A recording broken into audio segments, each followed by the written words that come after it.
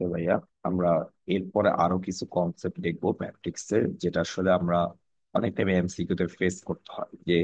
যেমন এখানে যদি আমরা দেখি যে একটা কর্ণ ম্যাট্রিক্স এর উল্টা, দেখেন তো, এটা কর্ণের মুখ্য কর্ণের বিপরীত কর্ণ বরাবর যে ভুক্তিগুলো দেওয়া আছে এই দুইটা সমান। এখন আমাকে এন টাইমস গুণ করতে বলছে, আমাকে বলছে এটাকে যদি আমি জোড় টাইমস গুণ করি তখন রেজাল্টটা কত আসবে, এটাকে যদি বেজোড় টাইমস গুণ করি তখন রেজাল্টটা কত আসবে। আচ্ছা, আমরা একটু যদি দেখি যে আমাদেরকে দেওয়া আছে যে এরকম 0 0 প্রদান করার বরাবর বাকি বক্তব্যগুলো কি সমান। এখন দেখেন, এটা মুখ্য কর্ণ নাই, কোনো কর্ণ বরাবর হচ্ছে কত আছে, বক্তব্যগুলো সমান আছে। এখন এটা কি বেজোড় টাইপ, তাই তো? আচ্ছা, এবার আমরা যদি এটাকে এ স্কোয়ার করে দেখি কত আসে। এ স্কোয়ার মানে এই ম্যাট্রিক্সটা দুইবার গুণ করতে হবে। 0 0 এ এ, তাহলে 0 0 এ এ। ওকে, দুইবার গুণ করতে, জিরোর সাথে জিরো গুণ করলে জিরো, এর সাথে এই গুণ করলে এই স্কোয়ার। ওকে, এখন দেখেন তো, জিরোর সাথে, দুঃখিত, তো বললাম জিরোর সাথে জিরো গুণ করলে জিরো, এর সাথে জিরো গুণ করলে জিরো। আচ্ছা, এর সাথে যদি জিরো গুণ করি কত আসবে, জিরো। জিরোর সাথে এ গুণ করলে আবার জিরো।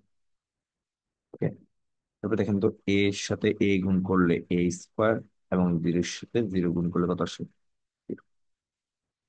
বুঝতে পারছি? ওকে, তাহলে এখান থেকে আমরা যে সিদ্ধান্ত নিতে পারি যে আমাদের যখনই আমরা হচ্ছে স্কোয়ার করছি তখন আমাদের এটা আসলে কর্নোম্যাট্রিক সেলস, কর্নোম্যাট্রিক সেলস। আচ্ছা, আরো সহজ করে দিচ্ছিলাম। স্যার দেখেন তো, তাহলে আমরা এখানে একটা জিনিস পেয়ে গেছি, এখানে যখন এ স্কোয়ার করছি তখন আমরা হচ্ছে কর্নোম্যাট্রিক্স। আমরা এখান থেকে কি এ স্কোয়ার কমন নিতে পারি না? এ স্কোয়ার কমন নিতে পারি। কমন নিলে এটা হচ্ছে 1 1 0 0, এটা কি আইডেন্টিটি হয়ে গেছে না? 1 1 0 0, তাহলে আমরা এ স্কোয়ার ইন্টু আই বলতে পারি। এ স্কোয়ার ইন্টু আই বলতে পারি। আচ্ছা, তাহলে এটা একটা সিদ্ধান্ত আসলাম। তাহলে এই কিউ বললে কত কত করতে হবে? এ কিউ মানে হচ্ছে এ স্কোয়ার ইন্টু এ। দেখেন তো, এ স্কোয়ার বলে কত, A square into I into এ। আমরা জানি, আমরা একটু আগে দেখে আসছি যে কোনো ম্যাট্রিক্স এর সাথে যদি আইডেন্টিটি ম্যাট্রিক্স গুণ করি ওই ম্যাট্রিক্সটা পাওয়া যায়, তাহলে আমরা বলতে পারি এ স্কোয়ার ইন্টু এ পাওয়া যায়। এ স্কোয়ার ইন্টু এ মানে হচ্ছে যে এখানে 0 0 থাকবে আর এটা এ থাকবে। এখন যদি আমরা এ স্কোয়ার দিয়ে গুণ করে দিই তাহলে আমাদের কি করতে হবে, প্রত্যেকটা বক্তকে গুণ করতে হবে।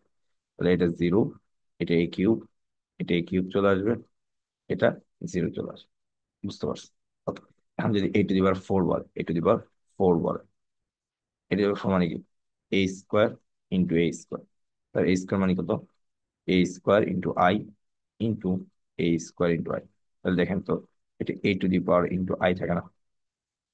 এ টু দি পাওয়ার আই এর value, A to the power I equal কত লেখে দেখেন তো, জাস্ট আই মানে হচ্ছে পূর্ণমান বড় বড় ওয়ান থাকবে, বাকিগুলো জিরো হবে। তাহলে আমরা দেখতে পাচ্ছি যে এ to the power 4, A to the পাওয়ার 4, 0। তাহলে এখন আমরা একটু সিদ্ধান্ত নিই, যখন পাওয়ারটা বেজোড় ছিল, দেখেন তো 1 3, তখন ওই মূল যে ম্যাট্রিক্সটা দেওয়া ছিল ওইটার মতোই ছিল। যাচ্ছে হচ্ছে কি হচ্ছে, পাওয়ারটা যখন কিউব থাকে তখন এটার এর উপর পাওয়ার 3 চলে আসে, এর উপর পাওয়ার 3 চলে আসে। যে 5 থাকতো তাহলে এর উপর 5 থাকে। তাহলে আমরা একটা সিদ্ধান্ত আসতে পারি, যখন বেজোড় হবে তখন, যখন বেজোড় হবে, দুঃখিত, যখন বেজোড় হবে, বেজোড় পাওয়ারটা হচ্ছে 2n+1 হবে, তখন আমাদের অ্যান্সার হচ্ছে যে ওই এর উপর 2n+1 হবে, 2n+1 হবে। কর্ণের অবস্থানের কোনো পরিবর্তন হবে না। আর যদি জোড় হয় তখন কি হবে, জোড় হইলে জাস্ট কর্ণের অবস্থান মুখ্য কর্ণের বরাবর চলে আসবে, পাওয়ারটা মুখ্য কর্ণ বরাবর x⁴n থাকবে। বুঝতে পারছি? তা আশা করি সবাই ব্যাপারটা ক্লিয়ার, যে সহজ কথা, যদি আমাদের এরকম একটা ম্যাট্রিক্স থাকে, থাকে পূর্ণ কর্ণবর্গ স্কেলার প্যারামিটার যেগুলো থাকে সেগুলো সমান থাকে, এটার উপর যদি এটাকে যদি জোড় টাইমস করতে বলে তাহলে আসলে এটা কর্ণ চেঞ্জ হয়ে যাবে, পাওয়ারটা হচ্ছে যে যতবার বলবে ততটা পাওয়ার ওখানে থাকবে। যদি আমাকে কিউব টাইমস বলে তাহলে হচ্ছে এর উপর কিউব থাকবে। আর যদি বেজোড় টাইমস করতে বলে তাহলে যেখানে আছে ওখানে অবস্থান থাকবে, জাস্ট পাওয়ারটা যতবার করতে বলবে ওই পাওয়ারটা ওই এর উপর দিয়ে দেবে। আশা করি সবাই বুঝতে পারছেন। Thank you.